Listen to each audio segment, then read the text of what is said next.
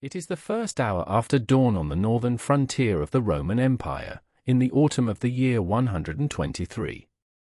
A soldier in a wool cloak is standing on a stone parapet, watching mist rise from the heather. His name, perhaps, is Lucius. Or perhaps it is Huetrus, or Brigamaglos, or Andocomogus, for the soldiers on this wall are not Italians. They are Tungrians from the Rhine. They are Batavians from the marshes of what is now Holland. They are Asturians from northern Spain. There is, on this stretch of the wall, even a small unit of African cavalry, Moors recruited from the desert south of Carthage. The wind here is bitter. The man is 1,500 miles from his birthplace. He is at the very end of the world that Rome has chosen to claim. In front of him, the heather rolls away into the grey north. In the distance there are smoke columns from the homesteads of the Caledonian peoples, who have never been Roman and who never will be. Behind him, somewhere south, there is a small turret made of stone, and inside the turret a fire, and inside the fire's small warm circle are his 3 comrades, asleep on wooden benches, snoring. He has another hour on watch. This is what life on Hadrian's wall actually was. The wall was the idea of the Emperor Hadrian himself. Hadrian had spent the early years of his reign doing something no Roman emperor had done before. He had toured the empire. Not in the ceremonial sense, with a parade and a return voyage, but in earnest, Hadrian crossed the entire Roman world, on foot when possible, in armor, sleeping in soldiers' tents, eating their food. He came to Britain in the year 122.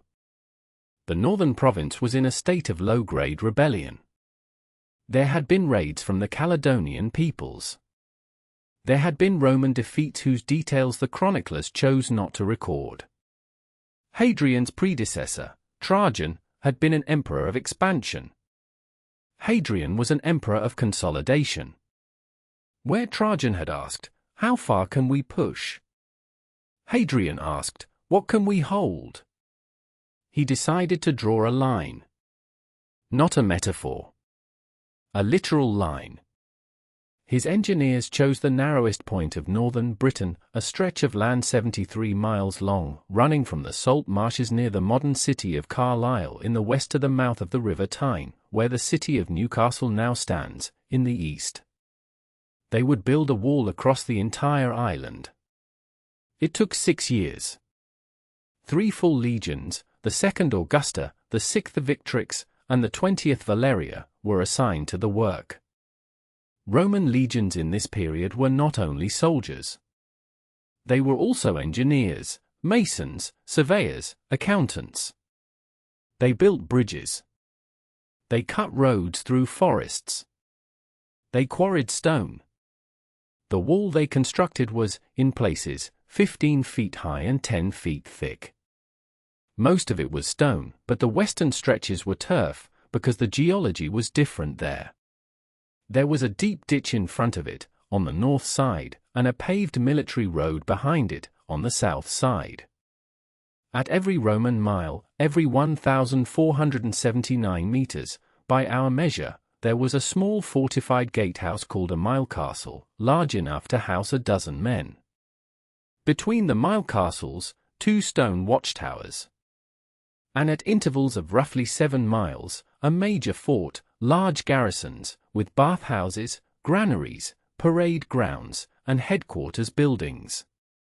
When it was finished, the wall was the most ambitious frontier work the Roman Empire had ever built in the West. It was visible for miles. It cut across moorland and crag and river valley. It said, in stone, in a language any Caledonian shepherd could read, "Here Rome ends." But the wall was not, in practice, what its appearance suggested. It was not, in any meaningful sense, a defensive line.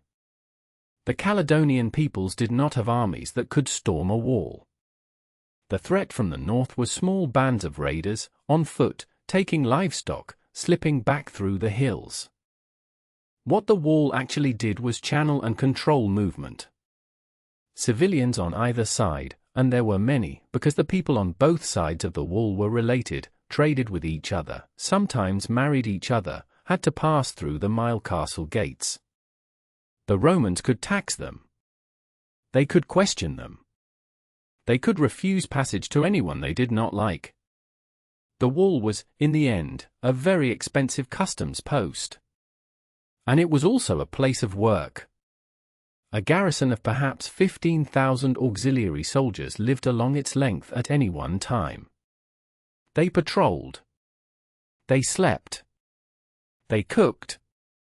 They wrote letters. They got married, often to local women. They raised children. They grew old. They retired and were given farmland nearby. The mistake we make, 2,000 years later, is to imagine these men as a unified Roman army, hostile and clean and disciplined. They were not.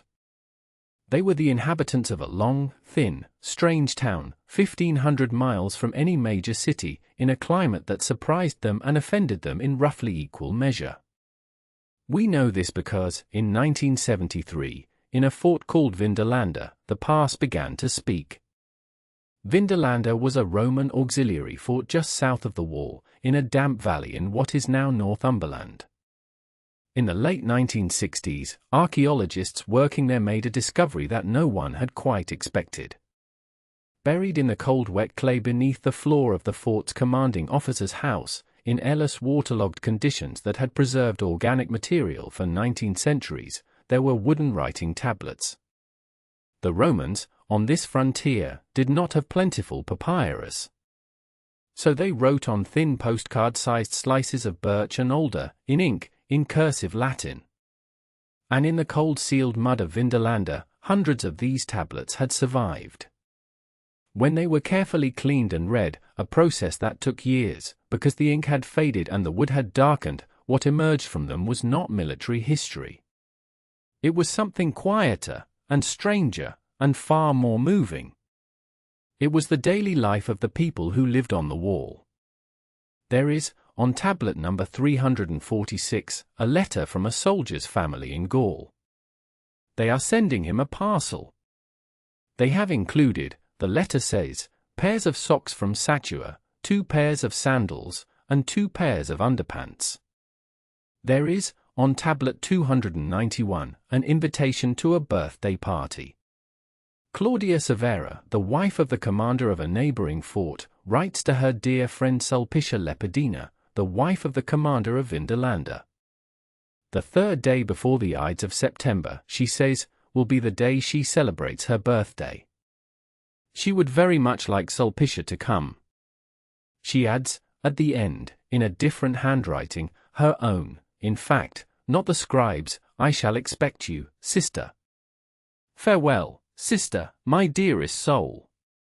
This letter is the oldest known surviving piece of writing in Latin by a woman in all of Britain.